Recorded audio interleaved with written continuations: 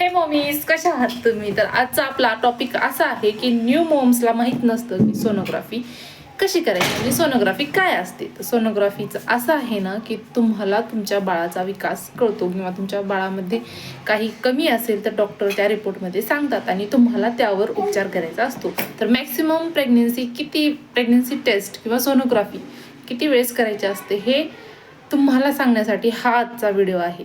तर फर्स्ट तुम्हाला करायची आहे 3 महिन्याचा प्रेग्नन्सीची सोनोग्राफी. नंतर तुम्हाला करायची आहे 5व्या महिन्यातली सोनोग्राफी. 5व्या महिन्यातली का तर ते 3D मध्ये केलं जातं, म्हणजे तुमच्या बाळाचे छोटे छोटे पार्ट्स दाखवले जातात.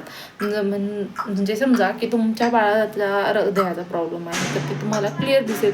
काही काही केसमध्ये असं काही होतं ना की बाळाचा मेंदू नसतो, मग हे नसतं, मग डॉक्टर त्यावर पर्याय काढतात. त्यासाठी 5व्या महिन्यातली डिजिटल सोनोग्राफी असते, ते तुम्हाला करणं मस्त आहे.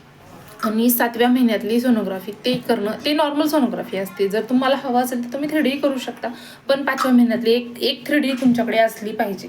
आणि 7व्या महिन्यातली ही साधी असते. आणि डिलिव्हरीच्या अगोदर एक सोनोग्राफी केली जाते, ते म्हणजे तुमच्या बाळाची पोझिशन बघण्यासाठी असते की त्याच्या पोझिशनमध्ये ते बाळ आले का नाही.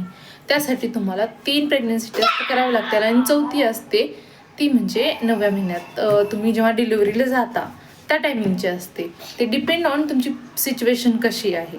तर ह्याच माहितीसाठी तुम्ही मला फॉलो करा, लाईक करा, शेअर करायला विसरू नका आणि कमेंटमध्ये सांगा की तुम्हाला कुठल्या विषयावर माहिती हवी आहे. Bye bye mommies.